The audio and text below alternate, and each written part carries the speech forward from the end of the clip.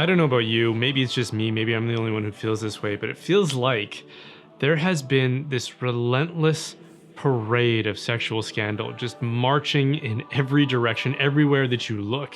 And it probably doesn't matter who you are or how liberal your views on sexuality are, because we all draw the line somewhere. And I'd be willing to bet that someone you know, or someone that you admire has or will be exposed for crossing that line. And if there's one thing that every account of sexual scandal seems to have in common, I guarantee it's pornography.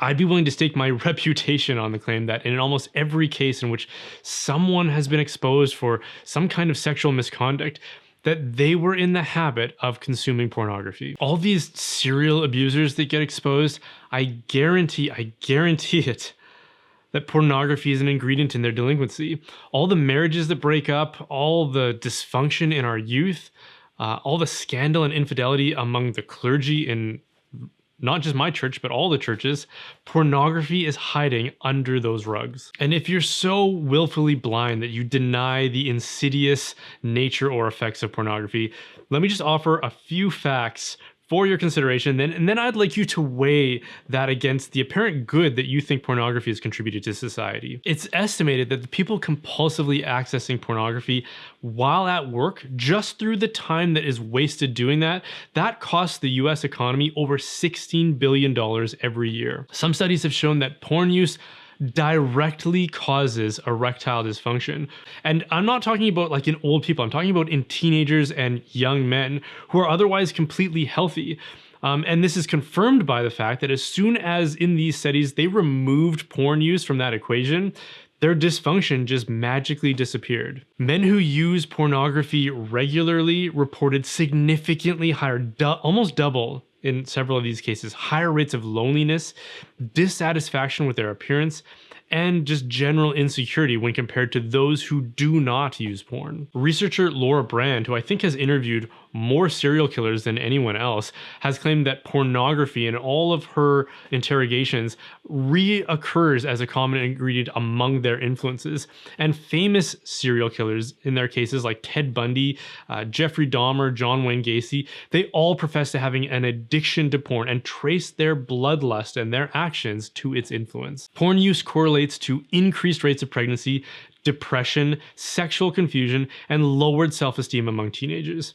It also increases the rate of infidelity in marriages by more than 300%, and 56% of divorce cases cited that one spouse was obsessively interested in pornography, which contributed to the divorce. But I know that for some people, no amount of argumentation or evidence is going to convince them that porn is something other than a harmless amusement. And frankly, if that's you, let's just be honest. This video just isn't for you. Nothing I'm going to say here is going to be something that you're going to sympathize with. So I'm not going to spend more time trying to convince you of that. For everyone else, I think that these facts should be a reminder of just how insidious and evil pornography is, how corrosive it is to our souls and our communities. It's something that we tolerate way, way too much, when frankly, zero tolerance is the only appropriate response. Now, that doesn't mean that we don't offer mercy and forgiveness and even patience for those who are struggling with it, but we absolutely have to pair that with an insistence that every measure must be taken to divest this attachment or addiction from the lives of those who struggle with it. A startling reminder of this for me is anytime I go and scroll through the Catholicism subreddit, which is something I do time to time just to get a sense of what are the big topics and the big questions that people are asking, so that it might inform some of the content on my channel. But if you do that, you will see post after post of someone hopelessly admitting to their problems with this habit and expressing sometimes disillusionment and desperation because they don't know how to stop doing it. This is such a huge problem, and no half measures will satisfy here. If you're Catholic and you've maybe confessed this to a priest recently, and he didn't give you anything other than a complete nuclear option to win your freedom, then you probably aren't taking this seriously enough. This is one of those pluck out your eye, cut off your hand type scenarios, because it is jeopardizing your soul, not to mention all the goods in this life that God wants for you as a foretaste of the eternal goods, the eternal reward he wants for you in the afterlife. So what is the nuclear option, you might be asking? What if I told you to fast from all forms of entertainment for a while? Like, no mindless internet browsing, no movies, no TV, no video games, no social media. Most people would look at that and say, that's impossible. That's a completely unreasonable expectation and an extravagant overreaction. Why? Because it's so deeply embedded in our way of life. We are relentlessly moving from one amusement to the next. We finish our work, our chores, our social commitments in order to get back to some form of entertainment. It's the thing that we're constantly looking forward to. It's just normal, and to try to confiscate something that our entire lives seem to revolve around and depend on, I mean, let's be honest, that would be traumatic for a lot of people. What would we do with ourselves? So many people would just feel utterly adrift. Well, let me ask you something. Who would you rather be? Like, take stock of this for a second. Would you rather be the characters in the stories and the movies that we watch, or the person watching? Some of us are admitting to ourselves that we can't imagine our lives without these amusements, but yet we can be enthralled by the depictions of people that are entertaining us, who are doing everything but the exact thing we can't imagine doing without ourselves. We say this is normal, and it's exhausting to hear people recite that as if that's some sort of good reason. Consider for 1 second just like how eccentric this state of affairs actually is. Not until the widespread adoption of electricity, for starters, could this even be conceived of as a way to evacuate our minds for hours and hours of every day of our lives, to be pacified by digital stimulation. Prior to this extremely recent and novel sequence of history, people spent their time working, reading, pursuing hobbies, visiting with their friends, exercising, raising animals, dancing, performing music, gardening, and just maybe helping their fellow man or finding more opportunities to do that. They lived interesting lives, the kind that we endorse by the vote of our fascination every time we sit down to watch a movie or a TV show which depicts lives lived in this exact way. For thousands and thousands of years, humanity lived and thrived without relentless distractions and amusements.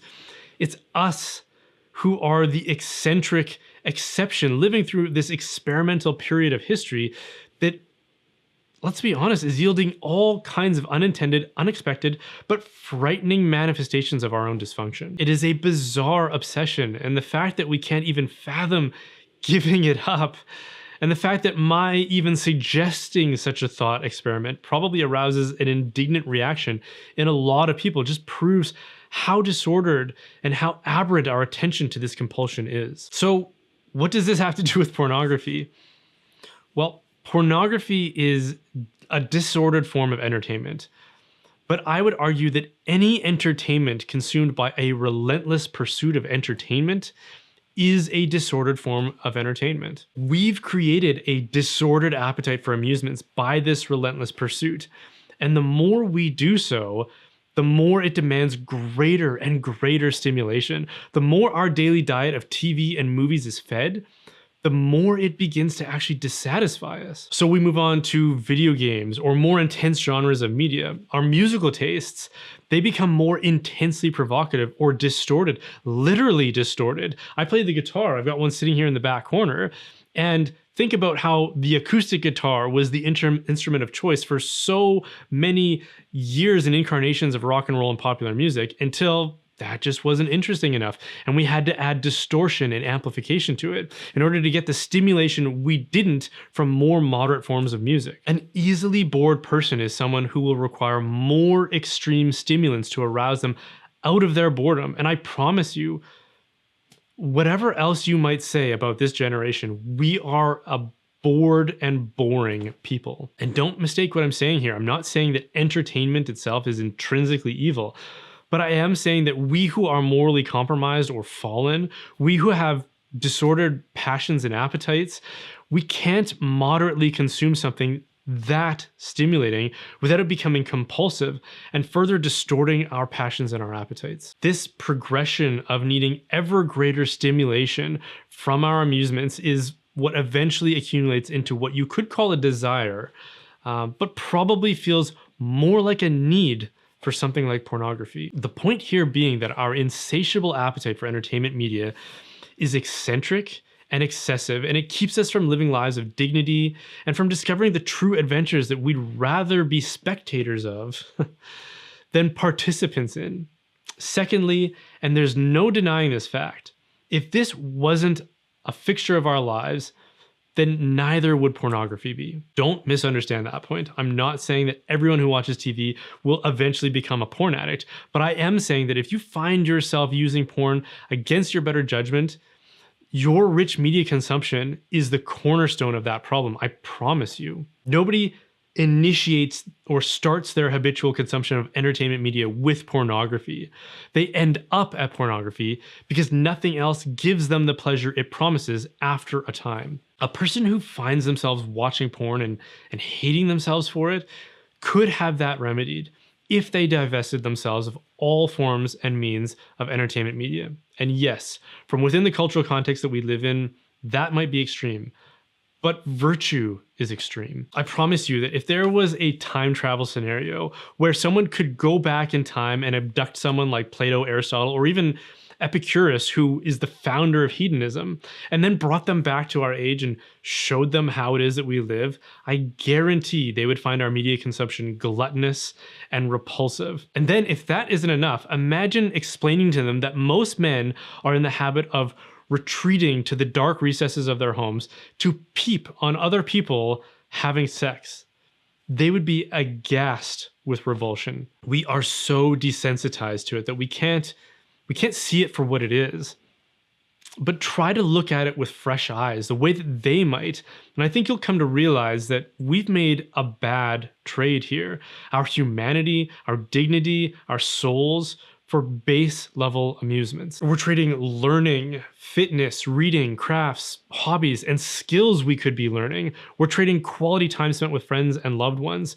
We could be living the kind of life we watch on screens, but instead we're trading it for a seat in the gallery of voyeurism. And God did not create us to be spectators. He created us for greatness, to be conformed to His glory, His divine image.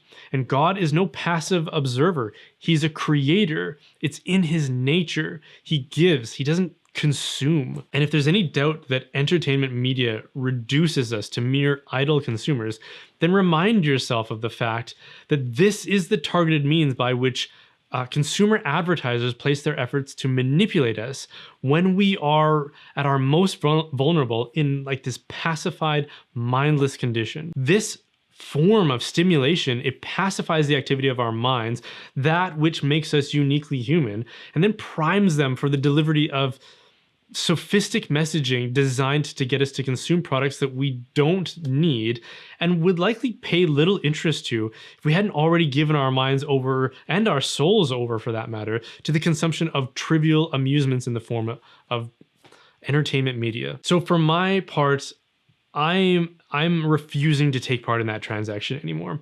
I'm going to treat entertainment as a special occasion like our ancestors would have.